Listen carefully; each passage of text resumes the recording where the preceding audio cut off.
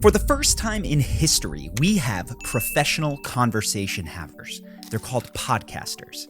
And one of the most overlooked social skills that make these people successful is the ability to connect with anyone, even if they have nothing in common. A lot of these authors and professors, I've never spoken a word to them, Right. nor have I heard them speak. So in this video, I'm going to show you 6 techniques that the best conversationalists use and that you can use today to connect with anyone and start to have more meaningful relationships. So first, this is something that will make people immediately like you in conversation, and it's probably something that you don't always do, which is letting them know that you are happy to be speaking with them. First of all, let me just tell you how impressed I am with what you've done. Hey. Very nice to meet Incredible you. to meet you. I'm a gigantic fan. Man, I appreciate that. It's an honor to meet you, man. I'm always fascinated by people that are at the top of something that's insanely difficult, like chess. Letting people know that you're happy to be with them can be done in many different ways. You can compliment their work, or you can tell them that you'd like to see more of what it is that they do. You want me to keep going? Yeah, go ahead. You better do the whole song.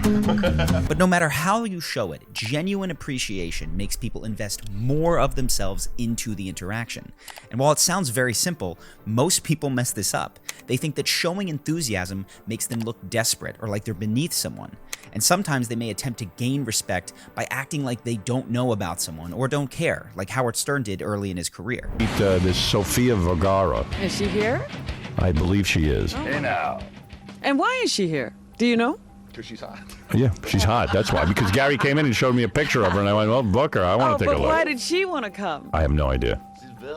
She must have a website or something. What else do hot chicks have? And sure, acting cool and uninterested might get people to try and impress you, but it will not help people open up to you, because people want to know that if they share something that's embarrassing or vulnerable, that you're gonna stick with them, and the cool guy cannot be expected to do that. But if you want to take things deeper, you need the second point, which is you have to navigate the conversation towards something more personal than just small talk.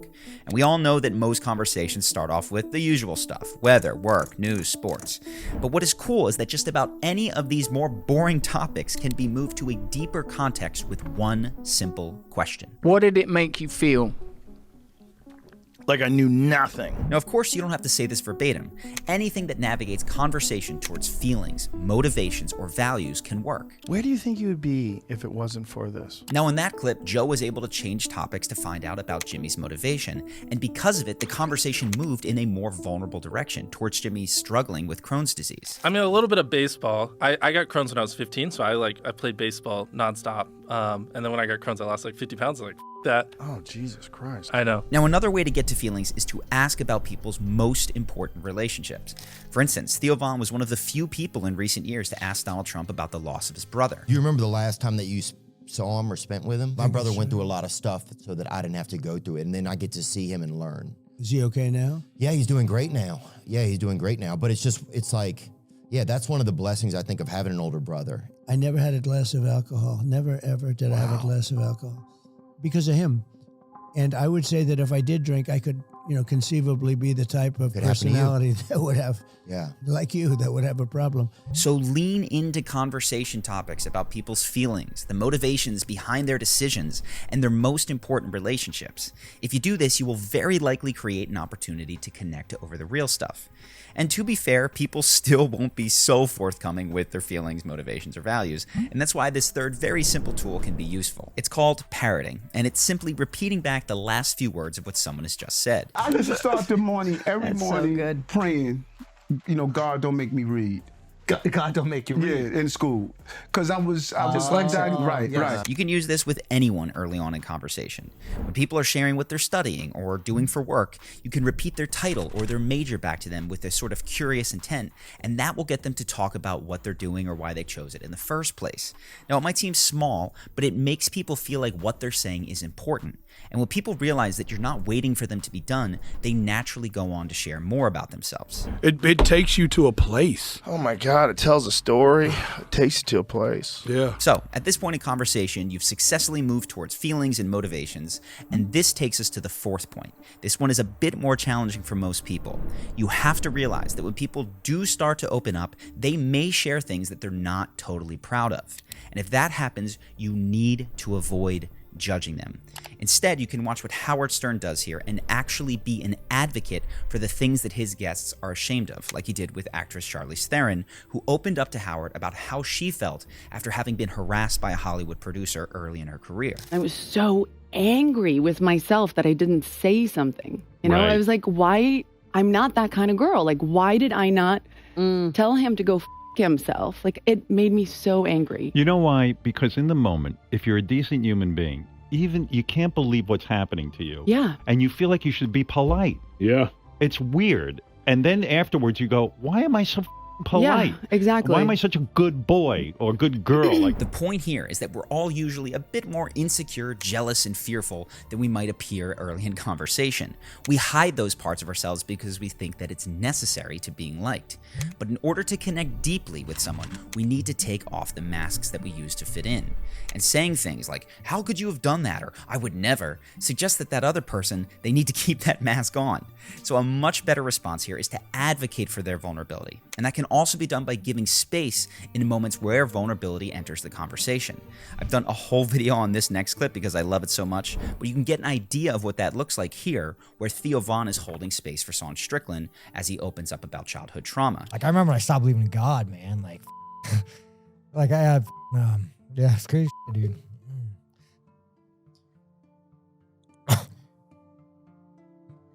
We don't have to talk, man. I can just sit here with you for a minute. And sometimes you can pause and acknowledge someone's courage here, like when Joe Rogan sat down with a combat vet who talked in detail about his wartime injuries and how it hurt him physically and emotionally. You know, for someone like you who truly understands the consequences of war, like the physical consequences in a way that none of us will understand, you know, it's very, not just, it's brave of you to talk about this, but it's also, it's so valuable for everybody that hasn't served to understand what it really is. So thank you for that. So in your own life, before you simply react or give advice in these situations where people get vulnerable, remember, you can pause, hold space, and acknowledge their bravery first. It goes a long way to fostering connection. Now, until now, everything we've covered has been about encouraging others to open up to us and to connect with us. But if you're committed to having deeper interactions, you can't wait on other people to be brave enough to share. You need to go there first. And that means you need to reveal your own vulnerabilities and hard truths about yourselves. Now, Theo Von is quite special here. Despite being someone who's made a career creating laughter and projecting happiness, he's also found the strength to show his vulnerable side and reveal more personal struggles, from low self-esteem to relationship wounds with his father. You know, like, I love my dad, but I've also always been a little bit angry at him. I was 16 when he passed away, and he was 86. And other kids would make fun of him, and then I kind of made fun of him. I would make the excuse, well, he shouldn't have had a kid when he was that old, you know? What was he thinking? Maybe I was afraid to get to know him because I knew he was going to pass away. You know, when we would walk somewhere, I would walk kind of far behind him or away from him, you know, because he wasn't the way that I wanted him to be. You know, and I could have had more memories with him if I hadn't judged my father so much. I wish somebody had taught me to have more pride in my family when I was young. When we become vulnerable, we drop the social mask that says, I'm super high status, I'm above pain and hardship. And that inspires other people to do the same, which in turn creates opportunities for true, heartfelt connection. Some guy came up to me this morning at the cafe and said, hey man, I got 5 years sober, you know, and you're just so excited when you see how somebody's life gets different or better. And not that I have anything to do with that. I don't feel like I do. But just that he wants to share that with me and that he feels okay sharing it, you know? So when it seems like on the surface you have nothing in common with somebody, it might just be because you are hiding the commonalities from one another. And if you go there first, you open yourself up, you might find that they relate more to your vulnerabilities than the things that you thought would get them to like you on the surface. So here is one small challenge for you. Next time you're talking to someone and something embarrassing comes up that's adjacent to something that you have lived through, don't hide it. Share it without trying to get any specific reaction or necessarily making a big story out of it. When people see that you are available to be honest about your own mistakes without making excuses or forcing a trauma dump, they will start doing the same thing. It's almost instant, and your openness is giving them permission to be real as well. And by the way, I really appreciate you being so vulnerable, because the people watching there, seeing that, allow them to be vulnerable, because you're a role model of that. So having watched all of this, my recommendation is that you take just one tip that has resonated with you in this video and implement it today. And if you're wanting to go beyond that to level up your charisma in the fastest way possible, you may also want to check out our 30-day program, Charisma University. It'll give you the specific daily actions to take so that your confidence and your social skills get a huge upgrade, with most people seeing results in just a few days. And here are just what some of those results have been. I don't even have a bachelor diploma, yet they want me to fill this position. And when I asked why, this was the answer. You have great social skills, which is rare for an engineer. You can think quickly on your feet, and you are open and self-assured in your demeanor. Thank you so much for all that you have taught me. You have truly changed my life, because without Charisma University, I wouldn't have qualified for that position in a million lifetimes. Or check out this student's experience with dating. Loving the course. I've liked a girl for over a year now, but never thought much of it because I thought she was just too pretty. Took your lessons, gave things a shot, and now we are dating. And try this one out for friendship. It has been truly incredible. I have instantly had results that seem insane.